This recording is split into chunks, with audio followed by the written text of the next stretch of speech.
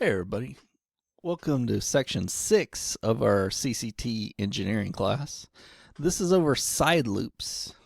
So side loops are pretty powerful in CCT.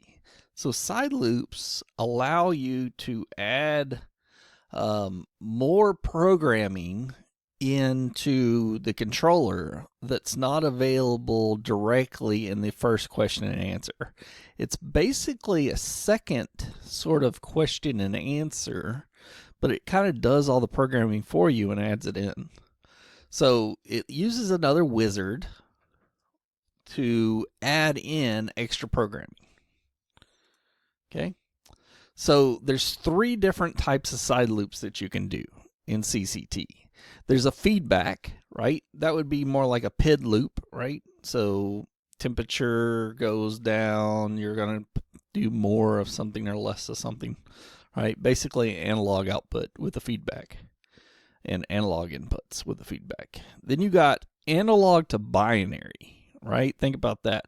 That's if you're turning on a single stage heater, or you're turning on a transfer fan, or you're turning on a DX coil, something like that, right? You're going to take an analog signal and you're going to turn on or off something based on that analog signal. Okay, that'd be analog to binary.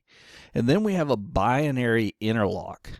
That's basically looking at a binary signal, like a status of something. If this light is on, turn on the exhaust fan. Think of the toilet exhaust that people want only on whenever the light's on. So you go in there and turn on the light. We get a relay off of that light that turns on the exhaust fan. That's binary interlock.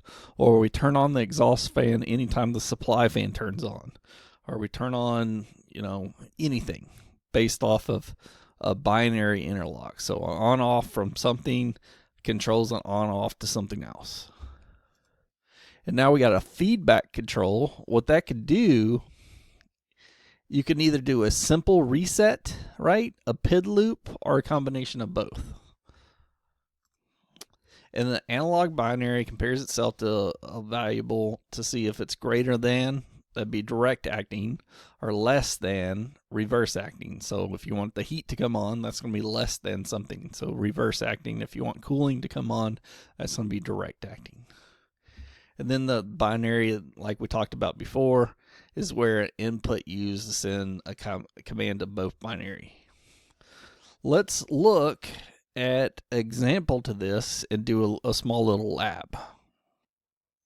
Okay, here's the lab that we're going to do. We'll do this together. If you don't want to do it together, pause the video, look at this, write down this scenario, and try to do it in CCT, and then unpause the video and follow along. See if you did it the same way I did it. Now, controls, there's multiple ways to do stuff. So as long as we accomplish what we need to accomplish, the sequence, then we're good.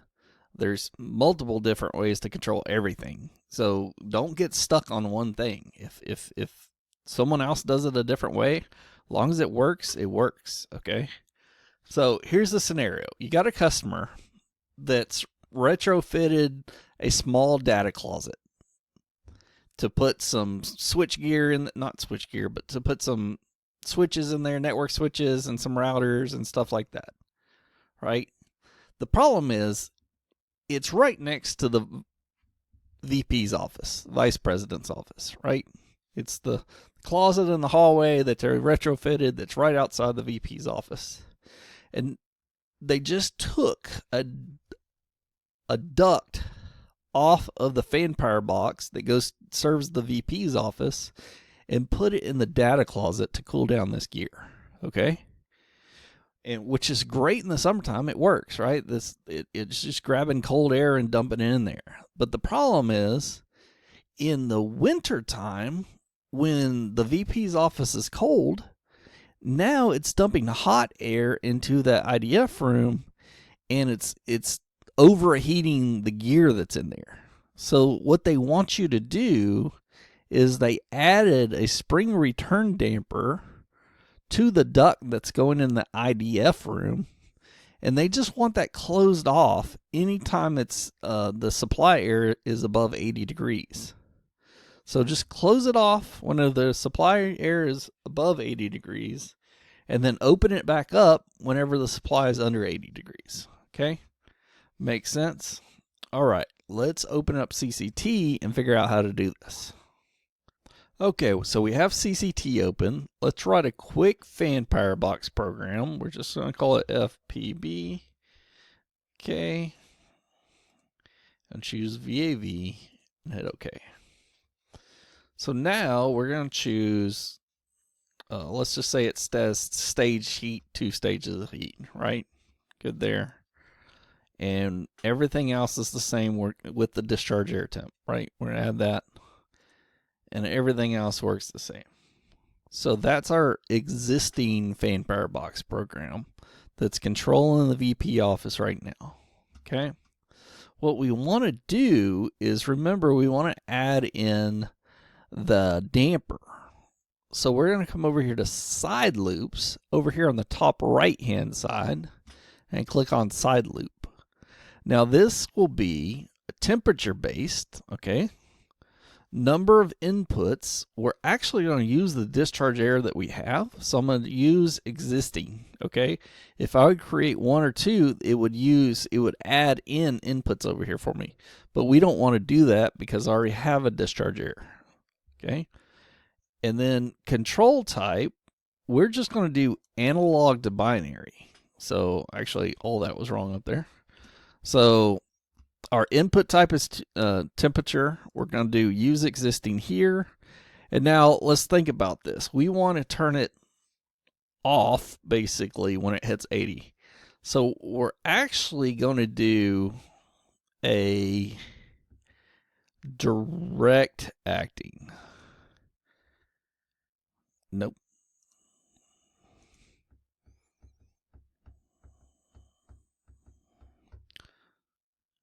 Yeah, we're going to go with the direct acting because what we're going to do is we're going to turn on that spring actuator when it turns 80. So turning it on, we're going to install it in a way where we turn it on. It's actually going to close the damper, and whenever it's under 80, it's going to go off, which is going to spring open. Okay, so it's going to be a normally open actuator. So I'm going to do that.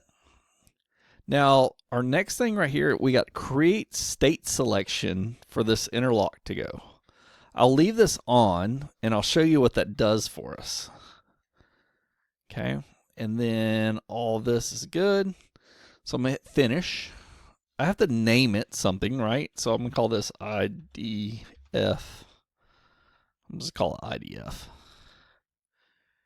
And what that's going to do is it made this IDF over here, okay? It used existing, so it didn't add any inputs into us, but it did give us a set point up here, okay, in network inputs. And it also gave us a state table over here, IDF binary control mode right here, okay? So I need to set all this up, and it created output control right here. Okay. So I'll leave the naming the same. That's fine with me. What I want to do is come over here. I'm going to make this 80 degrees by default. Apply.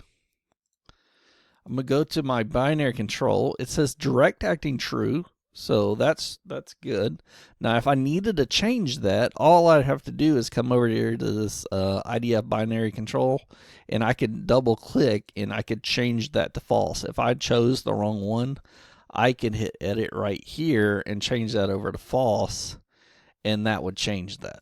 Okay, but I don't have to do that, so I'm good.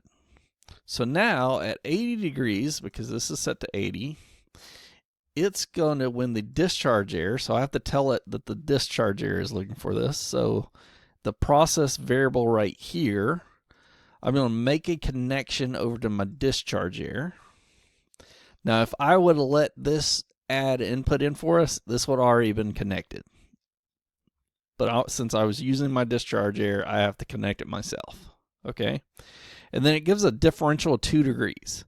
That means it's going to stay on when it's 80. It's going to go on, and it's going to stay on until it gets below 78. And I'm good with that. That's what we want. Because if we just left at 80 with a 0 differential, what that's going to do is if it gets to 80 and then goes to 79.9 and 80, 79.9 and back and forth, it would open and close, open and close, open and close, open and close. We don't want that. So I will keep that at 2 degrees differential, and that'll allow that to work a lot better. Now the mode, if you notice right here, the mode is off. So this will never work right now the way it is. So we have to come to our state tables and we have to tell it when we want this to work. Okay, right? So I'm going to come over to state tables. And then I'm just going to do it based off this damper right here. So anywhere where this says closed, I'm going to go off, off, off, off, okay? Because my supply damper is closed. Okay, supply damper is closed. I'm going to go off. Control, I'm going to go ahead and go on. Okay, or in control, actually. I'm not going to tell it to go on, because if I tell it to go on, that means it's just going to open up all the way. Okay, so hold, not worried about hold, heating. Now down here, really don't want to go on in heating, but I can't, I don't know if that heating's going to get me to 80 or not. So I'm just going to leave it all stars right there. Leave that all stars. And right here at the bottom, you see where it says control, control, control. So I'm just going to copy that. And this allows it to always go and be in control, no matter what state it's in down here at the bottom. There we go. Hit apply. So now this should work. Let's put it in simulation mode and see if it works. Actually, let's define hardware here. Point assignments. There we go. Now let's put it in simulation mode and see if it works.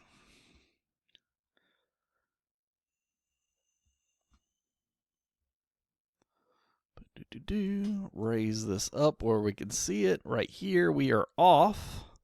Our discharge area is 55. So let's put the discharge area at 80 degrees, and we went on. Okay. Now let's check that differential. So if we go to 79, we stay on. If we go to 78, we should stay on. Because 2 degrees, we're on. Okay. Now let's go to 77.9. 77.9. Boom, we went off. So that works as long as it goes back on at 80. We go to 79.9. We're still off.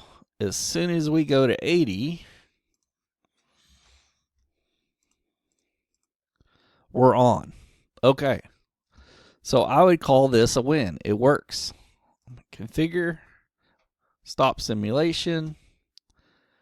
Now we could go and download this controller and know that that side loop works.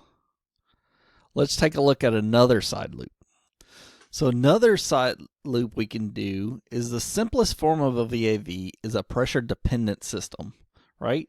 That's where the damper is going to open whenever the room needs heat or cold, okay?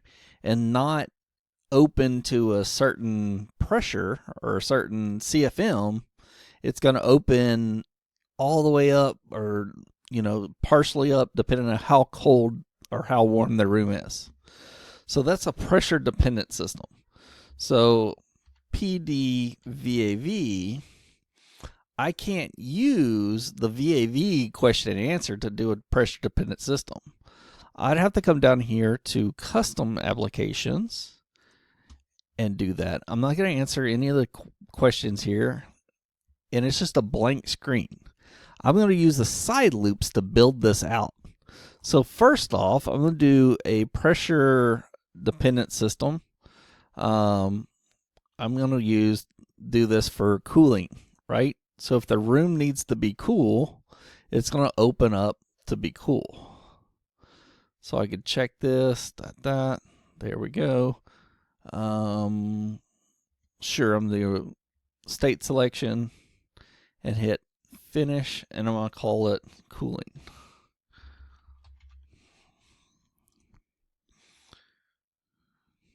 There we go. So I have a cooling temperature, a cooling set point, and a cooling output, right? So this output, I can modify the signal and make this, 0 to 10 and have an actuator on there.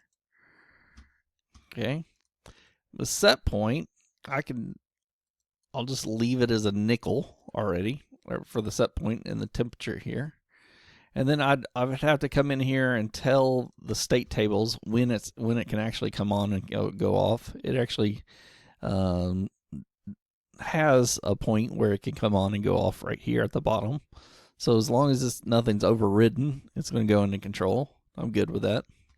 So this would open up more or less depending on the set point. When the temperature gets above the set point, it's going to open that damper up. And then whenever it gets below the set point, it's going to open up the damper. I could do the same thing for heating. I could add another one in for heating, and over here in the state tables, I can say, hey, if this is in heating mode, turn it on. If it's in cooling mode, turn it on, right? So I can make all this happen just with side loops over here. So that would be the feedback side loop control. As far as binary to binary goes, anytime the fan is on, the heat comes on, or something like that, we can do that. But those are how you do the side loops in Johnson Control.